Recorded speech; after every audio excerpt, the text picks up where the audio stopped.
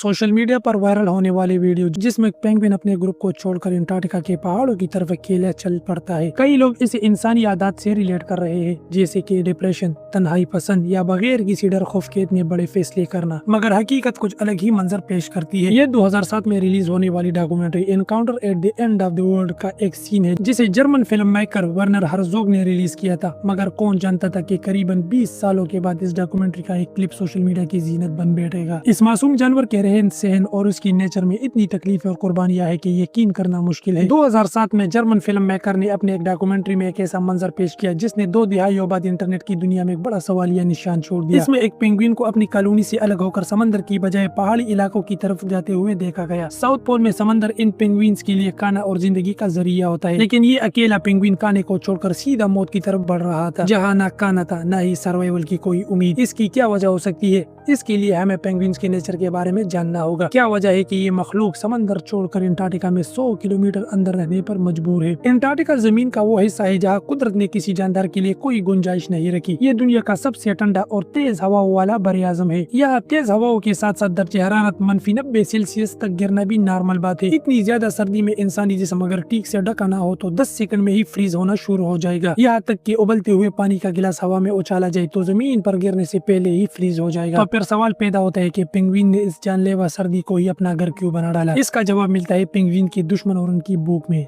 Antarctica की जमीन भले ही बंजर और मौत का घर हो, लेकिन उसके गिर्द जो समंदर है वो जिंदगी से भरपूर है। इस ठंडे मौसम में छोटी झींगा नुमा मछलियां इतनी बड़ी तादाद में होती है कि ये पेंगुइन्स के लिए खाने का खजाना है। मगर यहाँ पर रहने की असल वजह पेंगुइन्स के दुश्मन है, क्योंकि ये जानवर न तेज भाग सकते और न ही हवा में उड़ सकते हैं। यही वजह है कि अगर ये किसी और जगह पर होते तो शायद जंगल के शिकारी जानवर इन्हें या फिर इनके अंडे खा जाते। पेंगुइन्स की खुशनसीबी ये है कि अंटार्कटिका की सख्त सर्दी में दूसरा कोई खतरनाक जानवर कदम भी नहीं रख सकता। तभी पेंगुइन ने इस खौफनाक ठंड को अपनी डाल बना लिया है। कुदरत ने भी उनके अंदर इतनी सख्त सर्दी से लड़ने की ताकत रखी है। पेंगुइन की स्किन के नीचे चर्बी की एक मोटी तह होती है जिसे बल्बर कहते हैं, और उनके पर इतने घने होते हैं कि बर्फानी हवा इनके जिस्म तक नहीं पहुंच सकती। बेशक अंटार्कटिका पेंगुइन के लिए कुदरत का एक तोहफा है।